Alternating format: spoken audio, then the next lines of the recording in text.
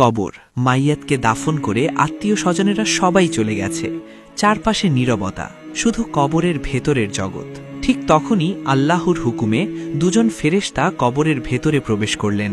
কিন্তু আশ্চর্য, তারা সেখানে কোনো লাশ খুঁজে পেলেন না, বরং কবরের ভেতরে দাঁড়িয়ে আছে এক বিশাল আকৃতির পাখি।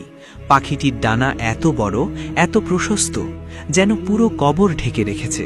ফেরেশতারা পাখিটিকে জিজ্ঞেস করলেন, এই কবরেই তো কিছুক্ষণ আগে একজন মাইয়েতকে রাখা হয়েছিল, তাকে তুমি দেখেছ কি?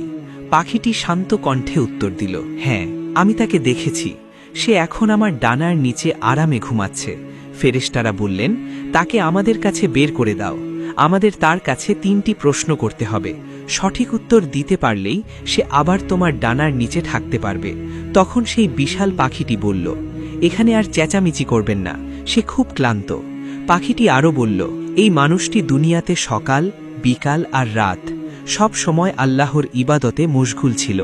নিয়মিত নামাজ পড়ত, কুরআন তেলাওয়াত করত, আর আল্লাহকে ভুলে থাকত না। এখন সে আরামে ঘুমাচ্ছে, তাকে এই শান্তি থেকে জাগাবেন না। অবশেষে আল্লাহ তাআলার হুকুমে ফেরেশতা দুজন কবর থেকে ফিরে চলে গেলেন। এই গল্প আমাদের মনে করিয়ে দেয়, দুনিয়ার জীবনে আল্লাহর ইবাদতই কবরের জীবনে শান্তির কারণ।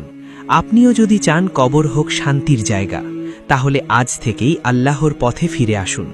এমন আরও ইসলামিক গল্প শুনতে এখনই আমাদের চ্যানেলটি সাবস্ক্রাইব করুন এবং ভিডিওটি শেয়ার করুন, যাতে আরও মানুষ হেদায়েত পায়।